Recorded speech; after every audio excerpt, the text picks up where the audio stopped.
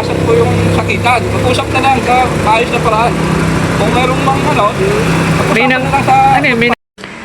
Hinarap na ni Mayor Jerry Calderon ang owner ng Tagpuan Lakeview Coffee kung saan humiling na siya ay mabuksan na para makapag-operate dahil isang linggo na silang luging-lugi sa kanilang business. Kasama sa pag-uusap si Sir Alan Bitanggol, Attorney Villamayor at ang Angono Police.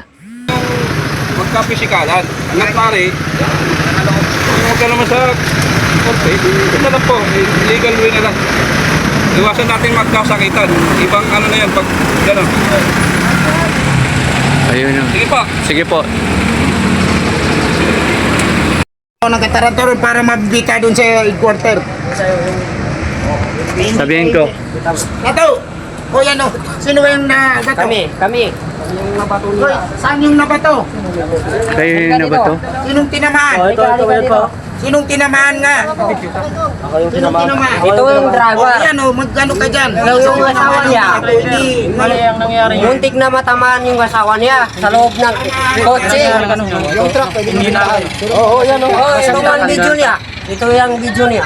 Tignan mo. Kakap natin kung maka! Magbabato talaga sila. May isa pang kasama. Send mo nga sa akin. Double dyan. Pwede mo nga. Baka may video yun. Send nyo sa akin. Ang pinauna nila yung mga babae nila, tapos yung mga lalaki naman nagbaba. Ang ano namin doon is walang mangyayari na komosyon kasi hindi na nga namin naharangan. Bali, Oo. dadrop na lang namin ang bolt. Ngayon, may mga babaeng bumabad. Yung panty kami, mga babae lang yun. Maya-maya, bigla nagbabaan mga lalaki ng liparan ng mga bato bote. Marami Tapos silang mayroon pang dinadala. lumipad na bote na may gas ata yun, nagliyab eh. May gas yun. Kaya kausapin ko police.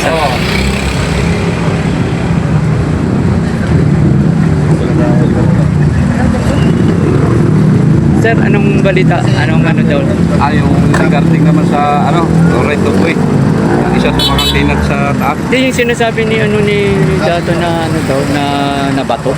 Yun naman, yung mga kabataan naman doon sa taas, pinaturo sila kanina. Kaya sabi ko, mag-file din kayo ng complaint. Counter charge naman. Oh, kasi kanina Kasi iba na yun, kung nakasira na ako ng gamit o may nasaktan na, hindi na ako maganda yun. tinatanong ko nga sa taas, wala naman daw silang alam na nangyari. Kasi pagdaan ko dito ngayon kanina lang. At mga kabataan naman Bato daw. Tapos kanina kasi mga alauna, nandun kami kausap mo ni Mayor. Saka sila tatlong pulis. yung tawag naman sa amin na regarding naman sa trainer sa turbo in action. Regarding sa reto po nga. Ito po, may usapin kasing kaya inarangan. Sinireklamo, yung mayari, si Pasko. Mga gwardiya, mga gwardiya ako, tinasawaran lang din ni ay ako masinimukot. Pero sir, sa legal tawagan ko siya. way na lang talaga. Korte sa korte. Hindi, ang ano ko lang kasi nito, yung ganyan, yung May init na oo, yung nabato daw. Yan ang naman. Sige sir. Paul na yun. Sabi naman dun, hindi na- may dapat na kukuran din. Na kayo, mayroong nasaktan at identify. Kita kayo para mag-usapan pa rin sa kami ng panik. Pero alam niyo sir na ano na Ah. magkausap kami kanina, si Mayo, sa si tatlong pulis sila. Yung may ranggo, Donggalin ba yun? Sir Dangwigan. Oo. Yan yung duty Officer. din.